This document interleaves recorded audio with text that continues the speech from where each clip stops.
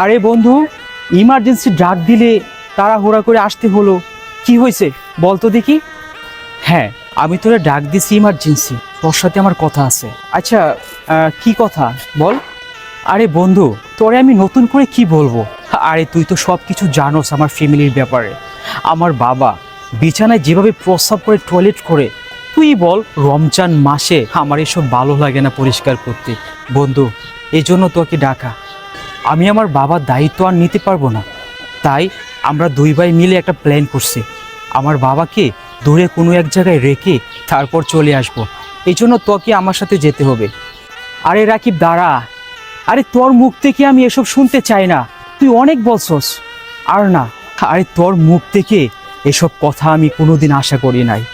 তোর বাবাকে অনেক দূরে রেখে তুই বাসায় কি করে থাকবে? আরে রাকিব, তোর বাবা এমন একটা মানুষ, অবশ্য তোর বাবা আমাকে মানা করছিল বলতে।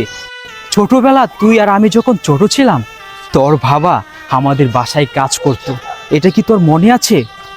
হ্যাঁ, সারাদিন কাজ করে তোর বাবা যেই কয়টা টাকা পেত তোর জন্য আনতো, এটা কি মনে আছে? হ্যাঁ, এটাও তো ঠিক বলছস। আর তোর বাবা সারাদিন কাজ করে যখন ক্লান্ত হইতো, ক্ষুধায় যন্ত্রণা চটপট করত, তারপরও তোর বাবা নিজের মুখে দুমুঠো ভাত নিজে খায়নি, শুধুমাত্র তোর দিকে তাকিয়ে। তোর বাবা, আমার বাবা যখন তোর বাবাকে খেতে দিত, সেই ভাত খাবারগুলো তোর জন্য আনতো।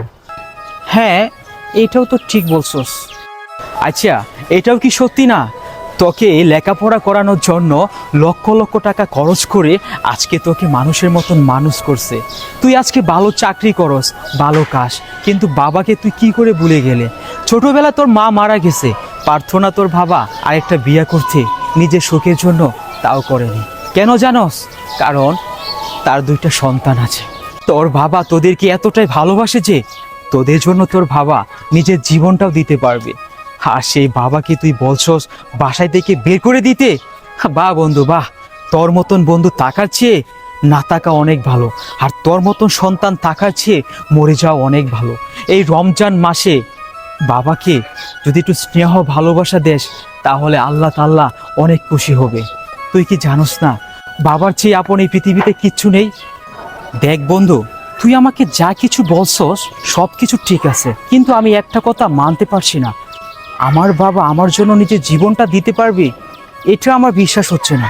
ওকে, তাহলে শোন, আজকে পরীক্ষা হবে, তাহলে আমার সাথে চল, তুই দূর থেকে সব কিছু শুনবি, তোর বাবাকে আমি কি বলি আর তোর বাবা আমাকে কি বলে, সব কিছু শোনার পরে